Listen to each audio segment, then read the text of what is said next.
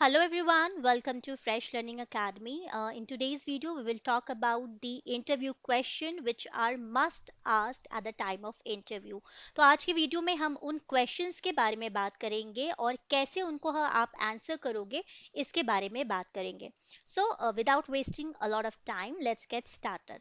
So the first question which is asked to you every time are known as opener question. जब आप अपने conversation को open करते हो तो जो सबसे पहला क्वेश्चन आपसे पूछा जाता है वो ये होता है कि tell me something about yourself.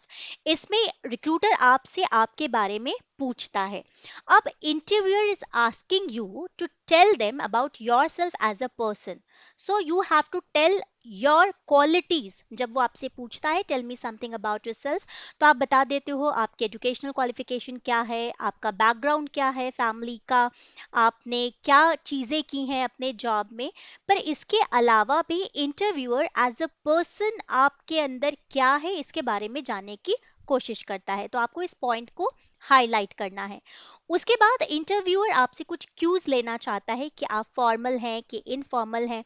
तो ऐसे में आपको you have to try to provide information that indicates something you have in common with the interviewer या फिर the job profile you are applying for. यहाँ पर आप अपने कुछ पर्सनल जैसे कि हॉबीज हो गए, इंटरेस्ट हो गए, इनको भी बता सकते हो. इनको पर आपको इस तरीके से बताना है कि ये सीधा सीधा आपका जो जॉब है उससे अलाइन हो पाए. ठीक है. तो you have to mention work related factors such as if you are an experience person then you have to talk about your previous work experience, your training, your education, आपका performance कैसा था. इन सब चीज़ों के बारे में आप बात कर सकते हो. दूसरी जो इम्पॉर्टेंट क्वेश्चन रहता है, अगर आप एक्सपीरियंस्ड हो तो आपके जॉब परफॉर्मेंस और वर्क रिलेटेड क्वेश्चन आपसे पूछे जाते हैं. तो आपसे पूछा जा सकता है कि have you ever done this type of work before. तो यहाँ पर interviewer is trying to determine if you are qualified for the job. So if you have completed similar work in past or if you have held those kind of position जिसमें वो सारी skills required हैं, तो आपको उसके बारे में बात करनी है. अगर आपसे पूछा जाता है कि why should we hire you instead of someone else, इसका मतलब है वो आपकी स्ट्रेंथ पूछना चाह रहा है. तो यहाँ पर जब आप इस क्वेश्चन को आंसर करते हो तो you have to remember to keep the information related to the job you are competing for. For an example, you have to mention positive traits that give the interviewer a variety of information about you. And whenever you are doing so, be very confident. Okay. Now the next question can be tell me something about your weaknesses. यहाँ पर आप इस question को reply भी weaknesses के तौर पर नहीं करोगे, आप बोलोगे कि ये आपके एरियाज ऑफ इम्प्रूवमेंट है.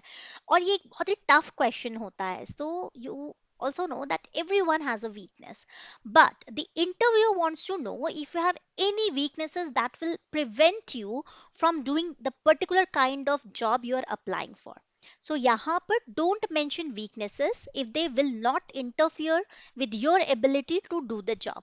So if you do have a weakness that will interfere with the job, then perhaps this is not the best position that you are applying for. So if you feel you can overcome those weaknesses, then you have to mention them to the interviewer and explain that what you have been doing to overcome the difficulties. For an example, अगर आपका communication skill बहुत अच्छा नहीं है, आप English में अच्छे से बात नहीं कर पाते हो, तो आप बोलो कि sir this is my area of improvement and I am trying to improve it these days. I am watching lot of English movies, serials, I am writing my own journal and I feel that I am improving day by day. ऐसे में आपको एक assurance देना है employer को कि you are very confident that you will overcome that weaknesses. तो उसको आप अपने एरियाज ऑफ इम्प्रूवमेंट में काउंट करें, ना कि वीकनेसेस में.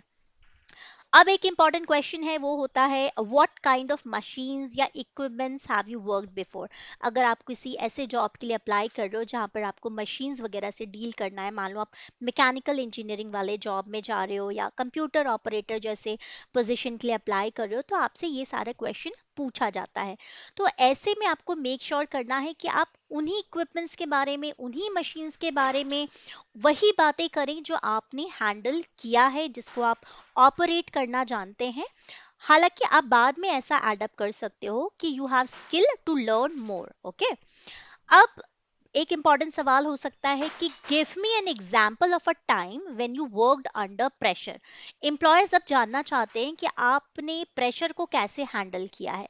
तो यहाँ पर आप इंटरव्यूअर को कुछ एग्जाम्पल दे सकते हैं किसी भी तरीके के एक्टिविटीज़ का, कि आपने कैसे डेडलाइंस को फॉलो किया, कैसे आपने प्रोजेक्ट को टाइम पर हैंडल किया, स्ट्रेस को हैंडल किया, and then you were able to meet the deadline.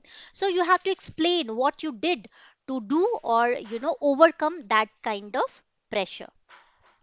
अब अगर क्वेश्चन है कि why have all your job in short term, अगर आप एक ऐसे तरह के पर्सन हो जो हमेशा जॉब स्विच करता है, तो आपके रिज्यूमे से ये साफ झलकेगा। तो अगर आपसे ऐसा पूछा जाता है कि why all your job have been short term, तो यहाँ पर इंटरव्यूअर जानना चाह रहा है कि क्यों आप इतनी जल्दी जल्दी जॉब स्विच करते हो या इतने कम टाइम तक कहीं एक प्लेस पे स्टिक करते हो।